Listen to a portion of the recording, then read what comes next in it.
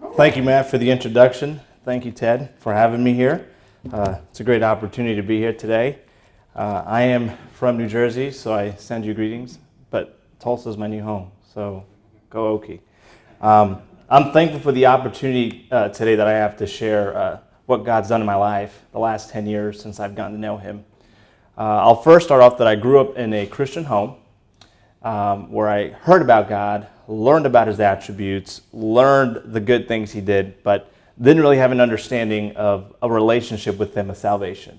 When you're sitting at religion class on a Tuesday night wondering how you are going to escape the rapture, hiding under a sewage under the street is not probably the best way to beat it, if you get what I'm saying.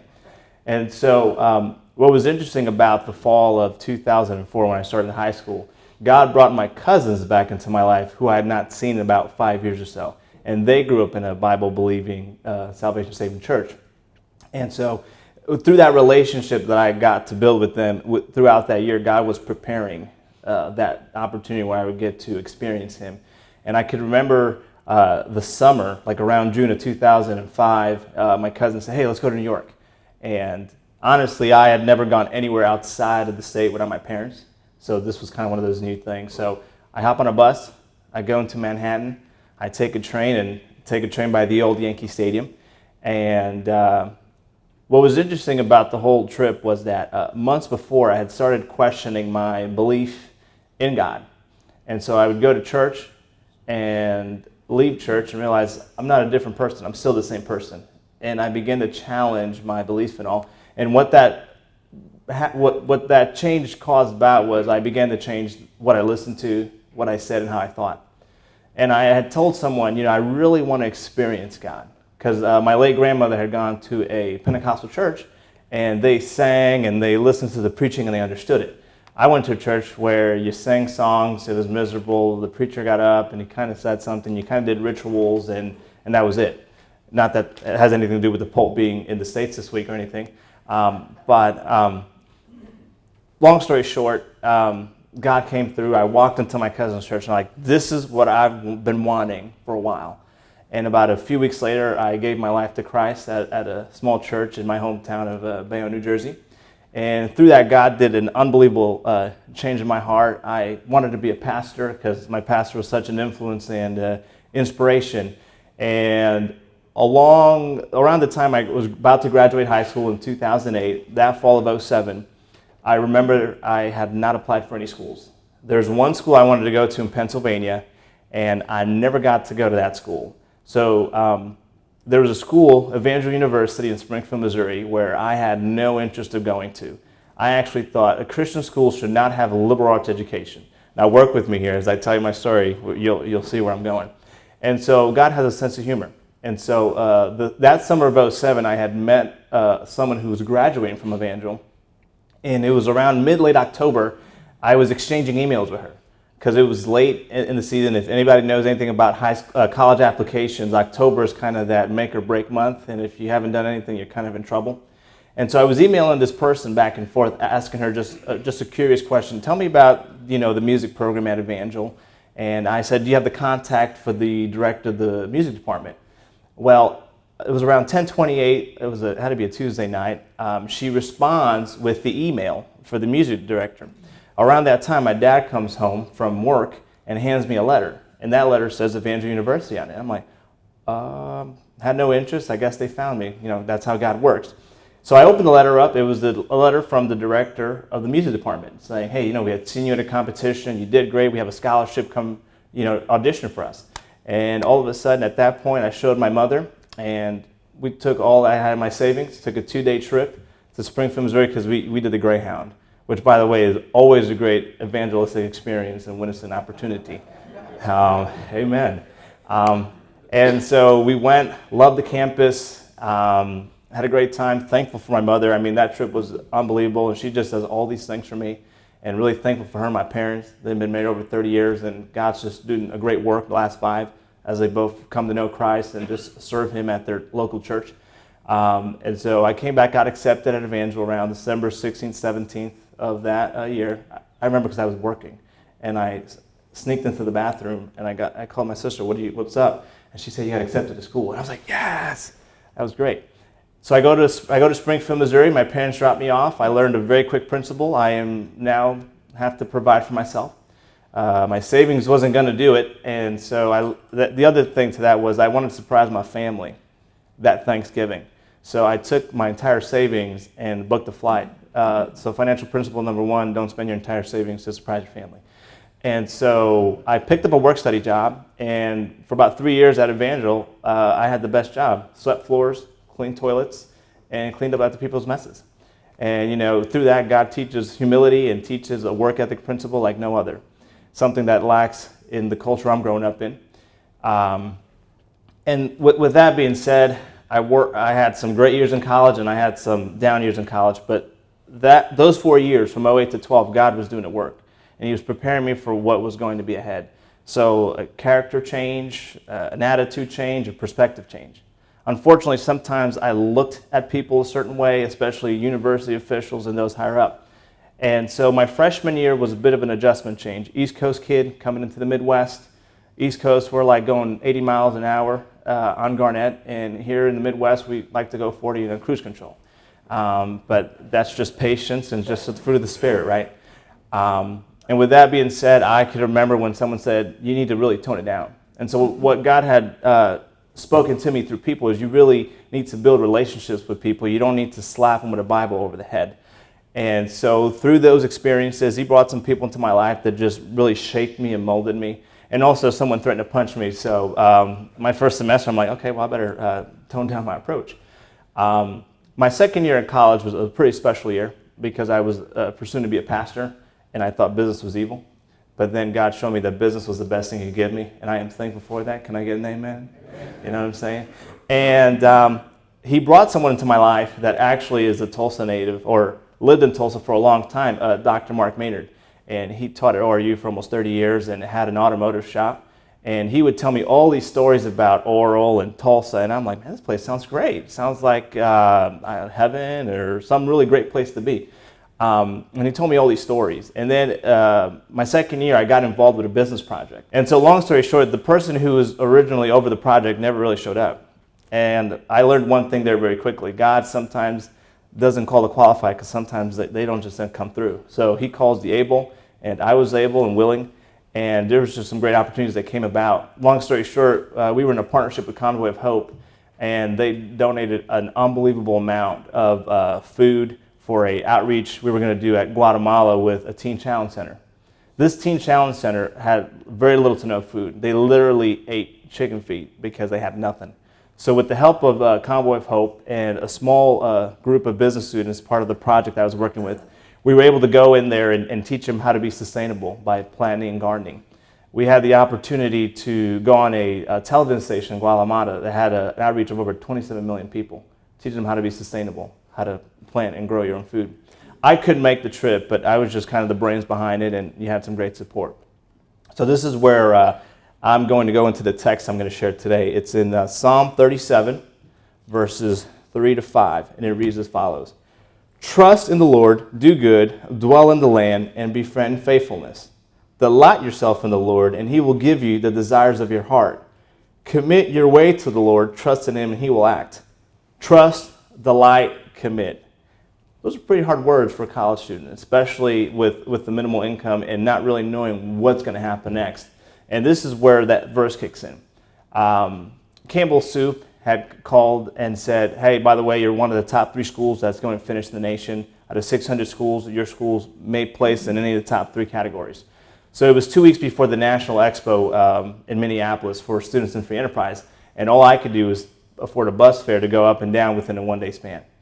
As I'm traveling, a few hours before, the bus that I was supposed to take me to Minneapolis got struck by a thunder, I believe, in Norman, Oklahoma. So I was in Joplin for 8 hours, layover. I was supposed to be in Minneapolis around 2 p.m.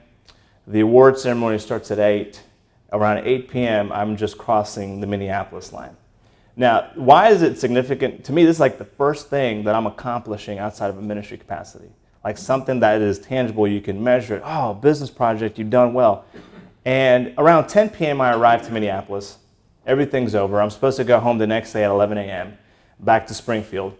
And so Dr. Maynard greets me at the Hilton and says, "Jose, you are a funny guy." And so I was kind of discouraged because I had missed everything. The CEO, Campbell Soup, was there. He was shaking hands with everybody.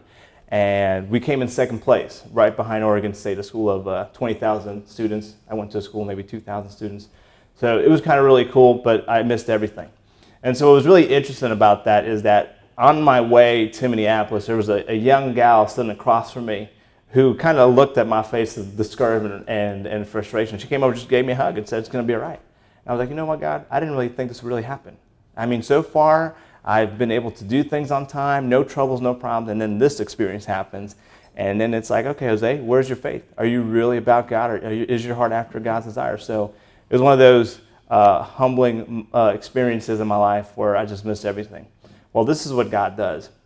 All I know is that Dr. Maynard extends a stay at the Hilton, rearranges for me to take a train with him back to Missouri, and I somehow get a refund for my return trip at 11 a.m. So I get to meet Campbell Soup executives that day, network with professionals, and meet people. And to me, that was like, nobody's ever done that for me.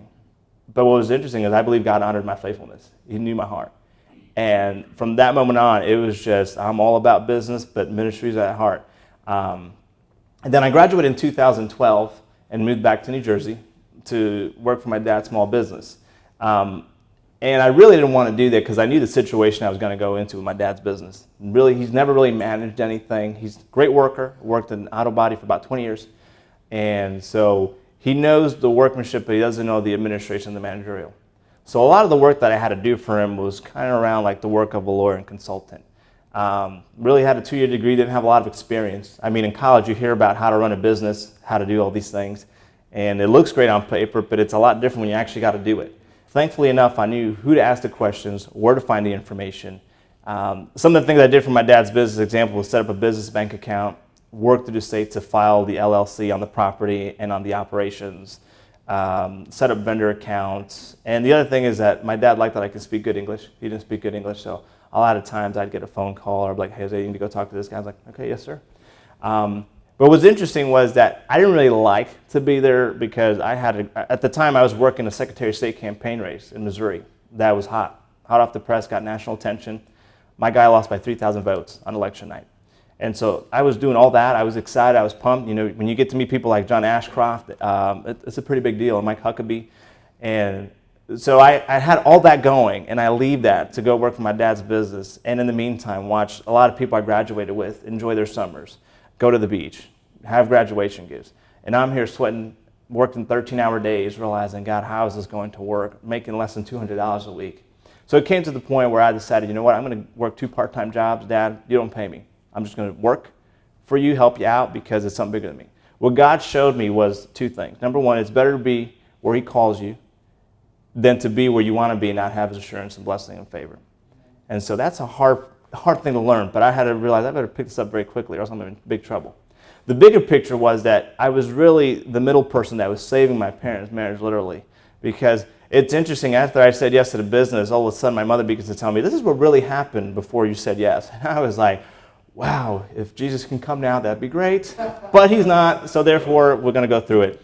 And so I realized that it was not about me, it was about the other things around me that I was there for. Literally being the person that was saving my parents' marriage, saving the family chemistry, and really helping my dad and uncle have some sort of a good relationship. My dad's no longer working with the business.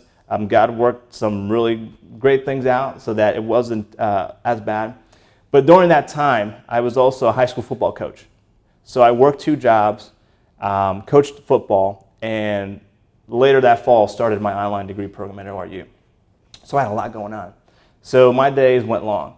And I'll say this, working at a parochial high school, it could be difficult, especially when people don't see God the way you see him. And when you have some of your players thinking it's funny to make fun of you because you don't drink, you don't sleep around, and even some of your coaches. It's just one of those things where it was kind of an attack, but at the same time, it's just keep you cool. You know, you're being a testimony. Parents hated me at first. They wanted to fire me after the first game. And then as the season progressed, we went from losing 3 bad games to winning 3 games and losing a close one right before the big Thanksgiving game. And I still have good relationships with some of the players and the parents to this day. And I believe that God was using me in that place and time and season really to be an encouragement, to be light. And so it's almost having a pastoral heart. You know, I didn't have to really preach, I didn't have to say a lot, but my actions spoke for themselves. In high school, I always wanted to win a state championship ring. Never got that opportunity, really was never part of a winning team per se. Second, third, and fourth place was pretty common. And it's interesting how God really cared about the little things. So this coaching opportunity really opened my eyes to the work and commitment it takes to really be number one. A lot of people in the state had us losing. At first, we thought we were going to lose, not the team, but just some of our supporters because we had some rough games. But as the season progressed, we started to click and we started to come together and play well. We made it to the playoffs. We beat our teams. The state had us losing by 30 touchdowns. We ended up beating the other team by 25. And it was unbelievable, winning a state championship. But I paid a price for it. I learned the work it took. And there's no coincidence that the high school I coached at was called Holy Spirit High School. To me, it was kind of like God confirming, you know, you're in the place you need to be. The other plus, I got to build a relationship with my dad again. And nowadays, my dad and I, we have a great relationship. I mean, a much better relationship, I should say. He'll even come to me sometimes with some family matters or some serious matters and talk to me about it, which, you know, I really appreciate. But it was a really hard time dealing with the fact that minimal income, just trying to get by, you got to do deadlines, and if you know anything about schooling, you got to submit everything on time.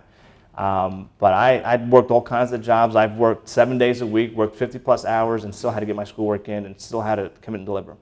One of the greatest things I think for me was working at a McDonald's, and everybody looks down upon that, but the truth is I've learned a lot. They work hard. You learn the value of a dollar. I learned the value of a dollar from working there, built some great relationships with people. They're good workers, and it's unfortunate that society looks down upon them, aside the wage thing, which I am not for, but they work hard. And I've worked almost every hour there is to a day in those 3 years. While everybody's sleeping, I was working either at the Hilton or working at a McDonald's. And I have no shame in saying it because it's the principle of working hard and you reap what you sow. Very difficult times. But it was very early on that I learned to trust, delight, and commit to God because I would see a bigger reward. And that's by faith. Honestly, I could say, well, God, I'm doing this, but I'm not going to really trust maybe what you're doing down the road. But if I really wanted to be serious about God, I had to really challenge myself and just hold on and just go for the ride. And pretty much I'm going to close with that and just encourage you to trust, delight, and commit to God. I mean, we're in some hard times in our country right now, and we need to stand for the truth and be committed. And He is your rock. So appreciate your time. Thank you, guys.